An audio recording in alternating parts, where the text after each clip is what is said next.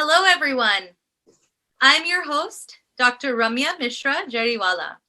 I'm a pediatrician from Portland, Oregon, and I'm so pleased to welcome you, all of our lovely viewers, as we delve into the journey of wholesome well-being in our exclusive Manna TV international show called Health and Healing with Dr. Saraswathi Kalvakota. In this show, we discuss the tools and vital information to achieve optimum health. We discuss those rudiments of health and well-being which we all tend to miss, even though they can be right under our noses. Today's session will cover a very important and pervasive problem, perhaps the most important topic of all, given how much impact the mind can have over the body and vice versa. Our esteemed speaker and subject matter expert is Dr. Saraswathi Kalvakota. Dr. Kalvakota is an internist and pediatrician at Kettering Medical Center, affiliated with Wright State University Boonshoff School of Medicine in Dayton, Ohio. She comes with over 25 years of clinical and teaching experience, and her fund of knowledge and breadth of experience will provide the essential information and guidance we need. Without a doubt, her talks in our Health and Healing show will be educational and helpful to apply in our daily lives. So without further ado, we'd like to extend our warmest welcome to Dr. Kalvakota. It is so wonderful being here with you today, Dr. Kalvakota. Welcome. Hello all. Welcome to our Manna TV Health and Healing sessions. And I really want to thank Ramya for her gracious and elegant introduction of me, as well as the session we are going to discuss today. And it's a very good topic and very common topic. And we all have had occasionally in the past faced situations like stress, anxiety. And then, sometimes when we had some losses, we felt grief and depression too. So the reason I brought this topic as the first common mental health disorder is this is most common mental health disorder. And this goes very unnoticed and it never gets attention. And people suffer from it. And long-term disabilities come along with that if the proper treatment and properly not diagnosed and they are not taken care of. So what happens is the birthright human beings have to be happy is going to be stolen from that individual, and he suffers from long-term disability. So these are related to some myths and all kind of illusions people have to seek therapy because they think there is something they do not know, and then they also do not know where to go for. So I want to give you a message that at the end of this topic, I would hope that you all take away some pearls from this talk and use it or apply to yourself and your loved ones or your friends, where it is going to be very useful and they will definitely appreciate your services and your help they give them. So with that, let us just start with a real discussion of what is anxiety, depression, and also we call it stress. So they are interlinked with each other, and one cannot go without those two. So the three have a three triad interrelationship. So let us see what they are and what it is that. That's excellent. Thank you so much, Dr. Kalvakota. So now that we have heard these three terms, stress, anxiety, and depression, and know that there is a link, a relationship between the three, could you please give us the definitions of these three terms? Okay, so the definition of anxiety. Let us look at what anxiety is. It is a situation you feel very uncomfortable. It is an early symptom where you see you are not easy with yourself. And this anxiety it can happen at home, it can happen in a store, it can happen at work, it can happen anywhere. If the situation is that you are not prepared for it, suddenly it causes anxiety. So what anxiety literally means that you have uneasy feelings coming out of your body. What are those feelings? It is like, you may sweat a little bit suddenly. You may have a little bit of heart pounding, or you may feel foggy. You may kind of want to, withdraw yourself suddenly from that discomfortable or uncomfortable situation, or it may just go away in a few minutes. So the definition of anxiety is that sometimes, even without changing anything, you can rest yourself and it may go away. Sometimes you may just have to leave the place where you are not easy. It happens to everyone. You are in a big party and then you feel overwhelmed and suddenly you feel not easy with yourself. So either you break the fear and then you feel settled down, or you just leave the place and you feel fine. And that is stress. That is stress, which is usually related to the circumstances. Now, what is anxiety? Actually, I think what I just said is anxiety. Now, what is stress? Stress is also similar to anxiety. When you are overworking, or when you have to do things for a long time and you are not really paying attention to your body signals, that also causes a sort of a fearful situation where you feel that your heart is pounding, and also you are sweating and you are not concentrating, you are uncomfortable, and that is called stress. Now, what's the difference between stress and anxiety? Is stress, it disappears right away and it may not come after some time, or it may come and again it's a short-lived episode.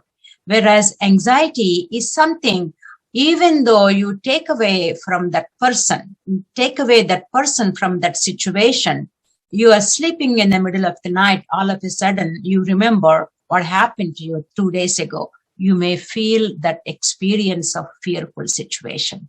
So there is they look alike, but there is a slight difference. Stress comes from that, you're exposed, whereas anxiety, it stays longer and it can go on to appear even when the situation is not there. Now coming to depression.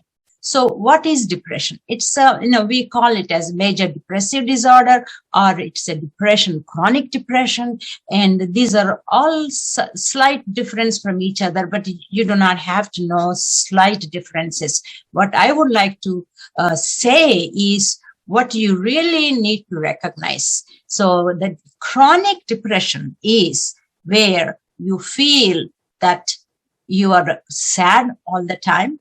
You are not with yourself. You are not able to concentrate. and it lasts more than 12 weeks.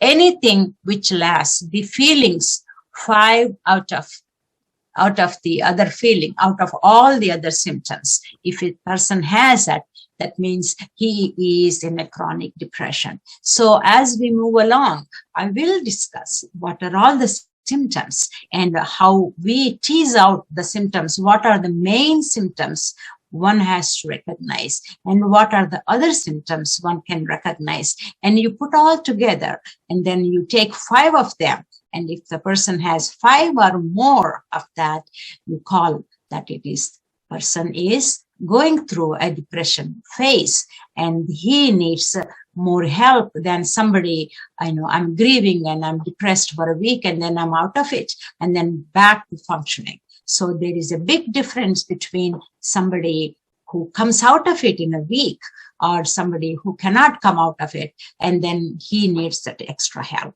So I think, the definitions of these 3 are a little bit different, but they all need, the depression has all the anxiety symptoms, all the stress symptoms. So without these 2, depression cannot last. There is no definition for depression. So that's why I said it's a triad, and depression is the main pillar, and these 2 kind of moving around with this pillar. Okay. Oh, wow. Okay. Thank you. That's very interesting. I never thought of the interrelation between the 3, and also how it sort of builds a pyramid where you have acute stress, and as it grows and worsens, becomes a state of chronic stress that can then feed into anxiety, and Yes. then that together with stress in a chronic state can lead to depression. So thank you for that very thorough description of the 3. I understand, since you've prepared some slides for us, Dr. Kalvakota, I'd That's love correct. to lead into your slides presentation with the next question, which is, now that we have explored the definitions, I'd love to learn a little bit more about the prevalence and incidence of these states: stress, anxiety, and depression. So let me go ahead and share my screen so that you can see the slides that Dr. Kalvakota has prepared for us today.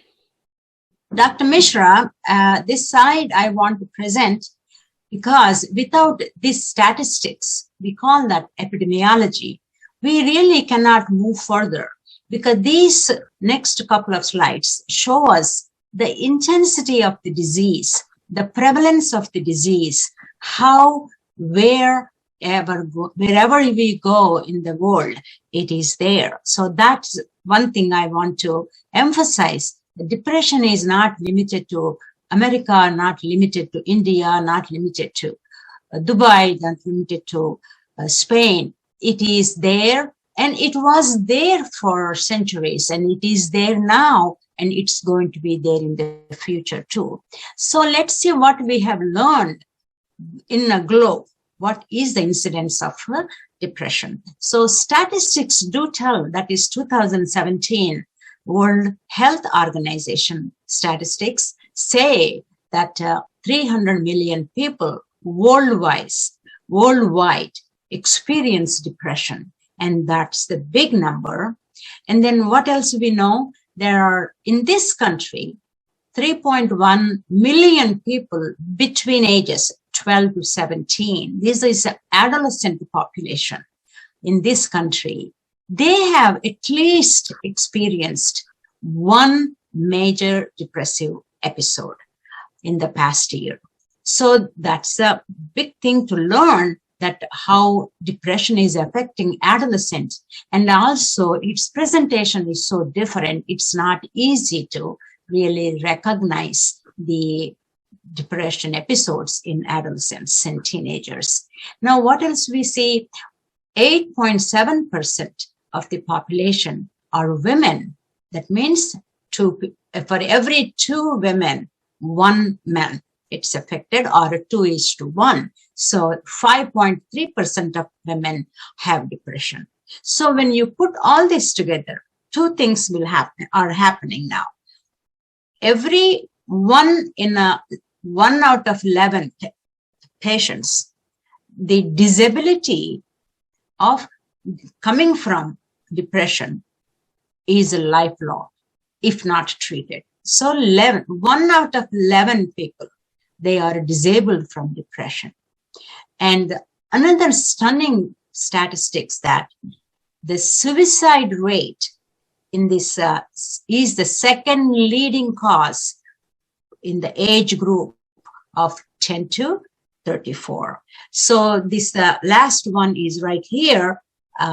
It's the last line is sort of not seen very well, but this is a stunning statistics.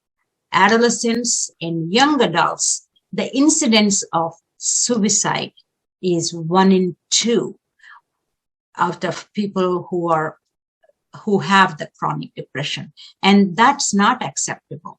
That because this is not something a serious incurable disease. It is a curable disease. So why we should give a chance for that individual not to get treated? So he can be treated and he can very well have a normal functioning life. So this is very important for us to know why we have to pay attention to this. So let's look at the slide, next slide, what it says. Okay. So the giving in a nutshell, we have the population. If you take the 100 people, we have 3.4% of the population only has no depression. Okay. And look at the numbers. 23% of this population, 23% of the population have no disease. Now, the orange represents 36.74% of the population. They have a moderate depression. If you look at 100 people, we have 23% they are normal, and 36% of the 36.74%, they have mild disease, and 26.7% have moderate depression, and 9.98%, this is a small number compared to others, they have major depression, severe depression. So these people need to be watched very closely because they can succumb to all sorts of problems if you're not treated. And of course, if we catch them right here, the outcomes will be a lot better than when you start seeing this patient at this stage. So my emphasis is that looking at the symptoms, when you hear next few slides, that's where the caveat is, that the click, it has to be clicked at that price to the person or to the family members or friends. So we want patients here. We want to see patients here. That will really make a big difference for this person who has the depression.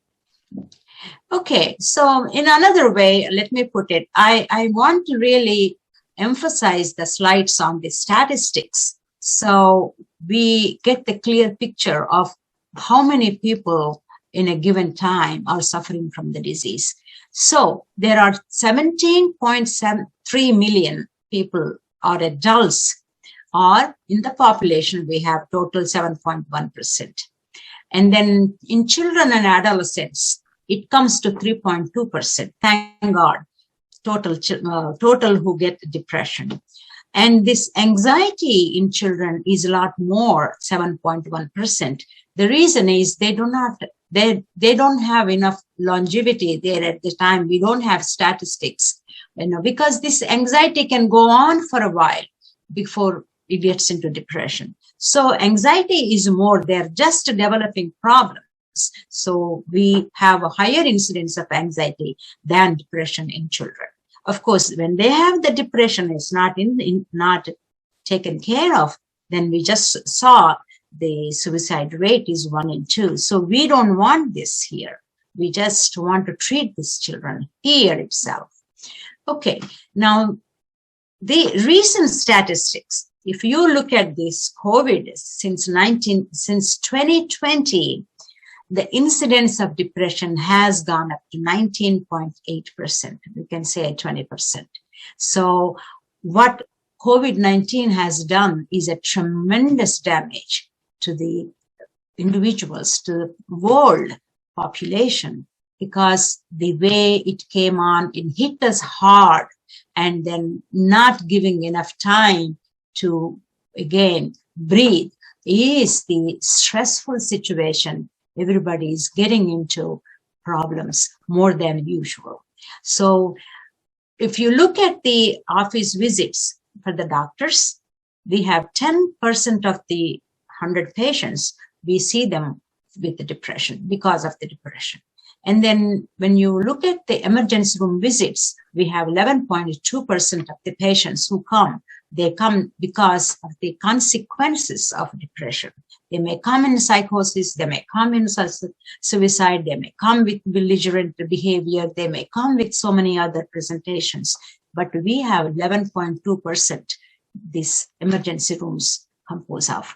And then another factor is if you look at the large population, 50% of adults, they have depression, and 50% of the adults who have depression, they do not get any treatment. It goes for years before they recognize the problem. And then 4.58% of the adults have suicidal thoughts during the severe depression. We have to know that severe depression is the cause for several serious consequences, which become very difficult to treat. So we do not want to see patients at that stage, severe or stage 3. We want to see them very early, so they would have to not suffer from the consequences of the depression. Okay. That's it for statistics, but Dr. Kalvakota, I really want to thank you for highlighting how much the incidence has increased and prevalence has increased in light of the pandemic. I think in my own practice, I do see, I would say, 1 out of every 3 visits is at least undertoned with depression and anxiety, if not that being the chief complaint. And I work with, children and adolescents, and for most of the teen adolescent well visits, which are, the annual checkups, the amount of positive screens for depression and or anxiety has skyrocketed in the last couple of years. So again, thank you for touching upon that. Thank you. The most current statistics. Moving on to the next question, though, I would like to hear from you. What are the causes or etiologies of depression and anxiety? Thank you, Dr. Mishra, and thank you for sharing, because you're a pediatrician, and I'm sure you are inundated with a lot more problems in this mental health field with the children. Especially they are not going to school, they are homebound, and their activity levels have gone to 0. So I can see your thoughts about what you made a statement is very sad, but that is the reality now. So hopefully, we won't have to deal with this COVID for too long. So kids can go back to school happy and play and socialize and along with their education. Definitely. Okay. Yeah. Thank you. Yeah. Thank you. Thank you for sharing. So let us move on to the next one. And the question was related to what causes, right? Mm-hmm. Before I go into making more statements, I would like to just bring this picture, this photo, this picture and anatomy of this brain. And it is the slices, if you cut the brain into half, and we are looking at the brain from inside, exactly from inside. So what I would like to bring three things very which relates to, or which is which is linked to depression. So what we call them are: thalamus is an organ in the brain, and we call it hypothalamus. And there is a small little guy here sitting attached to this whole part called hippocampus. This small thing is called amygdala. So what we need to know is, I'm not going to tell you all the anatomy. There is a chemistry involved in it. There is a structural abnormalities involved in it. So what we know is that this amygdala, this is a seat of emotions. That's where your emotions, your feelings, your thoughts, everything is coming out of it. And then it gets connected to the brain, and then it comes out. So that's how you feel, and you express your feelings and emotions and grief and all emotions, we call it. They are coming out of this. And there are nerve cells here which are affected, and how they get affected, I'll show you in the next few slides. So just remember that it's not something people are crazy trying to act out for, because they're angry at somebody, or we can say, oh, she's not talking to anybody, she's not, she's an antisocial person, let's leave her alone. So there are some comments we get from public because they're not aware of what's happening. All of a sudden, the child personality or adult personality changes, and we take other things into account and think that she's doing it because she has pride, or she is, this and that. It's not true. What is happening, the chemicals here are changing here. The chemicals change, the behavior changes. So I want you to take home that it is every symptom they exhibit is not related to just like that. It's not related to no cause. It is related to the chemical dysfunction which is happening in this brain. So that's enough for this slide, and let's go for the next one and see what we are going to expand further on this. So the takeaway I get from this, Dr. Kalvakota, if I'm correct, is there is a biochemical, very deep-seated etiology or cause for absolutely types of disorders, and expanding further into these chemical causes. Right. Please elaborate for us. Exactly, that is correct. And that means for every symptoms, there is a cause. There is a cause and effect for everything. And that applies to medicine too. Medicine has all the causes, underlying causes, which is responsible for that person, body-wise or mental. Everything has to have a cause. So we need to go back to the root cause, where and what is happening. So that anatomy is helpful to know what we can do at that level to change the chemistry. And that's our goal, to see patient improves with that kind of changing with the medications. So we'll see the benefit of giving various medications. So what is happening again in that particular area I called amygdala hippocampus? This is a part of the limbic system, and the brain is a seat of emotions, just like what I just said. And it also is a seat for memory as well as feelings. So the amygdala, that small little guy, keeps all the memory in his brain, in his sight. And then it also transmits like a current. It is a current actually. It's a current passing through one nerve cell to the other nerve cell, because nerve cells have the activity, constant activity, brain cells. If you want to walk, you have to have the nerve cells working. Otherwise, you sit where you are. So nerve cells are always constantly alerted And as soon as it receives the message from the brain, it does what it is supposed to.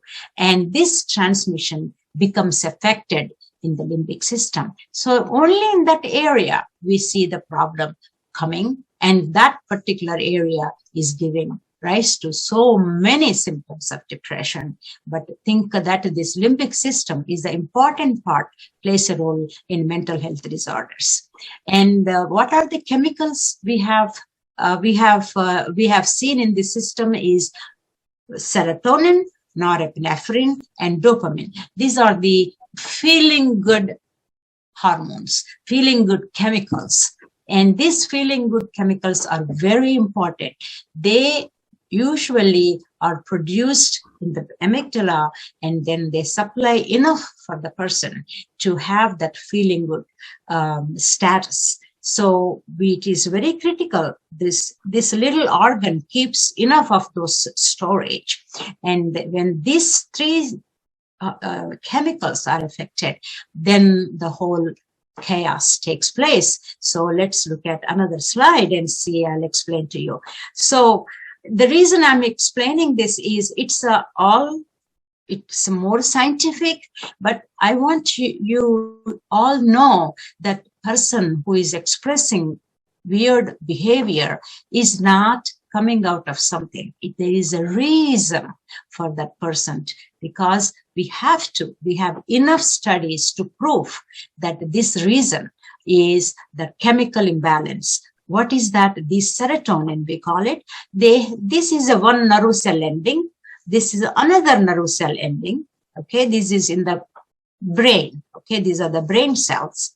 And these are all storage wells for the serotonin, storage wells for norepinephrine, and we have storage wells for dopamine. So we have here the picture of the serotonin, and it has to go. The only way it goes to give this hormone, this chemical has to go to the other cell, and this is called postsynaptic cell. And this place is like a cleft, like a space in between those cells. There is a passage of serotonin going from this to this, but if this is shut off, or if this is less serotonin level there, what it does is it closes its gates and then say, hey, serotonin, go back to the cell. Don't just waste your chemical here. So it keeps going back, and then it restores the serotonin levels. So ultimately, going in this way, nerve cell to nerve cell on, it exhausts its serotonin, and then the limbic system loses the serotonin chemical and dopamine chemicals. So we have to bring it back by shutting off the other cells so that it does not capture the serotonin. So this is why I see this slide is important for you. And it's not a myth. It's not a stigma that patient should not be going to the counseling or anything. So we have to take this as the true disease. And that's why I brought this slide. Okay, Dr. Mishra, I think we have. Thank you. Explain. Yeah. Absolutely. I really appreciate this beautiful description on the chemical level of what is happening with these neurotransmitters here, serotonin being the neurotransmitter displayed, but also dopamine, norepinephrine, all playing a role Yes. in the cellular chemical level. So going in this microscopic view, I think is very helpful to show us sort of how we are all one and the same. We're all made of the same building blocks, the same cellular and chemical lowest level building blocks, but going kind of into the macro view of these disease processes or these disorders, could you expand a little bit on different causes from environmental standpoint or genetic standpoint or other? So it's been wonderful learning about this critical topic from Dr. Kalvakota. but with apologies, we are running out of time for today. So let's pause here, and we will be back next week with more on this same topic.